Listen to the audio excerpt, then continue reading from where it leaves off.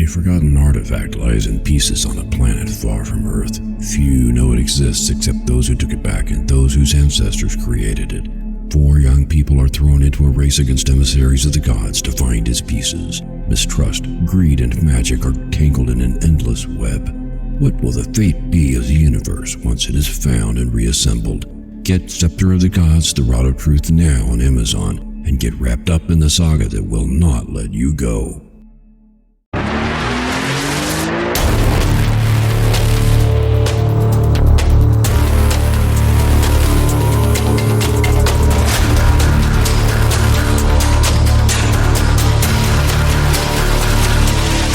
Good morning and welcome to the Motivational Devotional, where we are merging motivation and spirituality to create a daily dose of confident positivity. I hope that this morning's podcast will help you to be more spiritually and positively motivated so that you can transform your day. Good morning, and thank you for joining me today at the Motivational Devotional. I am Mark the Writer, and today is the 17th episode of our series, 50 Ways to Love Your Soul. I hope you've been able to follow along with this series and are finding it helpful in getting your new year going in the direction of your lifelong goals. And if you know anybody who could use some encouragement in setting goals, then please share this podcast or share the blog version from motivational-devotional.com. Well, yesterday we talked about learning to love something ugly, and today we are talking about loving the unlovable. You might well ask, well, what is the difference? And I could legitimately respond, well, not much. However, that won't be the case today, because this isn't about those things. What first comes to mind, maybe, when we think about loving the unlovable, might be a stray, smelly dog. Let me qualify that by saying that many people are like me and would do whatever it takes to get that little critter what he or she needs. But that is at the heart of today's podcast. Not long ago, it would have been a majority sentiment in our culture that that dog would be unacceptable and unworthy. Over the last several decades, things have shifted to the point that most people now would be moved by compassion to help it. I would do whatever it took to gain its trust, get it someplace safe where it could get a vet checkup, a bath, some dinner, and some love. I think it's easier to do this with an animal than it is a person. Do you agree? The reason I say that is because animals that we rescue and love always seem to be grateful, and the only thing they want is just to be safe and cared for, and maybe have their belly scratched. But people, on the other hand, especially those we might consider strays, so to speak, always seem to bear the possibility of having ulterior motives. If you help a person, are you letting them in? Are you letting down your guard and you might live to regret it? Isn't there the possibility that because they have been considered as unlovable by nearly everyone else, that you showing them compassion might create an attachment, and then you would find that you were unable to help them realize that you weren't intending to have a new best friend?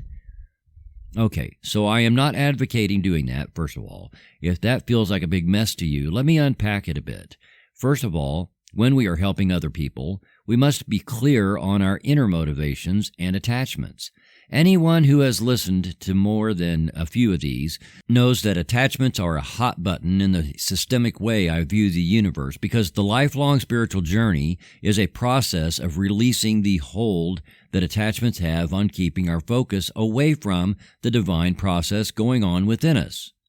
Boy, that was a mouthful, wasn't it? Basically, attachments can keep us from our attention on God. Okay? If a person who seems unlovable to you pulls at your heartstrings and you feel compelled to fix their situation, then there are all kinds of attachments going on with you that should be reconciled before going overboard helping another person. We really don't have time in the 5 to 10 minutes of a motivational devotional to have a whole lesson on this, so let me just offer the reminder that our first priority is our lifelong dream and goals leading us toward that dream. Cultivating a compassionate heart is crucial in being the kind of person who lives into a worthwhile dream. Compassion, however, does not equal fixing. Sometimes the most compassionate thing we can do for another person is to let them live in the midst of their stuff. Keep in mind that the title of this podcast is Love the Unlovable, not Rescue the Unlovable, or Fix the Unlovable, or, now, please, don't miss this, Make the Unlovable lovable. With that last one, you might be thinking, now what gives, Mark? You're talking about loving the unlovable, and now you're saying to not make the unlovable lovable? How does that make any sense? Well, let me tell you how it makes sense.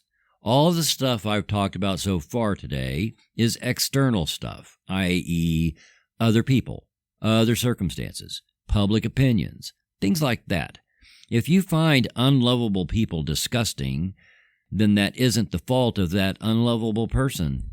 For whatever is unlovable in the world to be loved by you, since you cannot possibly change all of it, who needs to change?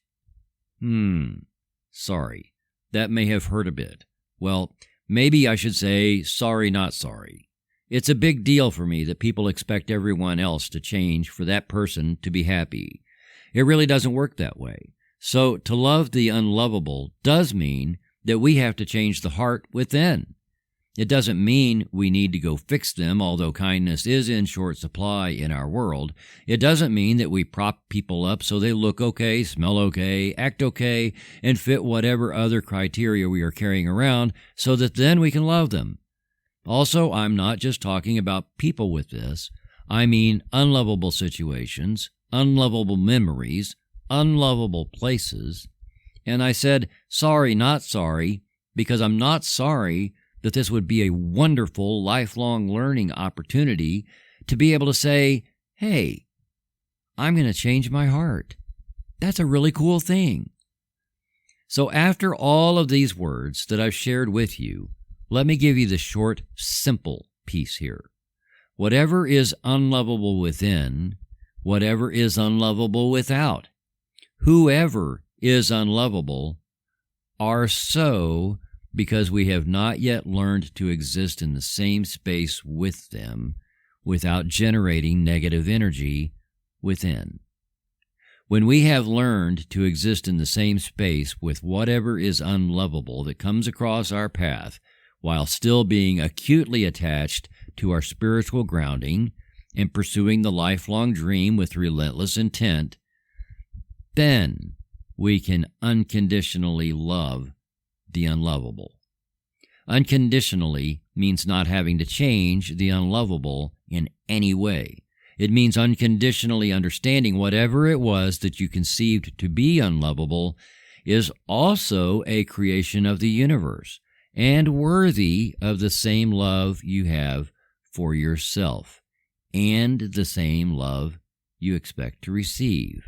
Make no mistake, this state of being is a very holy state of being and is a sacred way of loving yourself. To love something or someone enough to love that it does exist, even though you find it unlovable, is huge. I have worked on this very thing for a long time, and even now it isn't easy, but it is necessary. This is how we become who we need to become. And I hope you will work on it, and that you will also be 100% confident that all of creation is conspiring in your favor as you do so. Trust that the universe always has your back. Louise Hay once said, "If I want to be loved as I am, I have to be willing to love others as they are." Thank you for taking the time to listen today.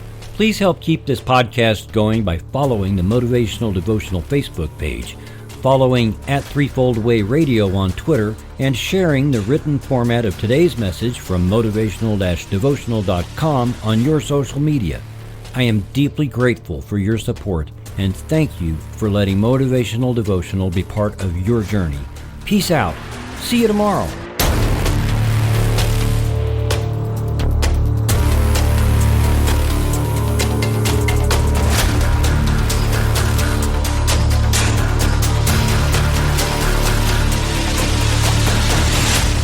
Motivational Devotional is a production of Threefold Way Radio, LLC.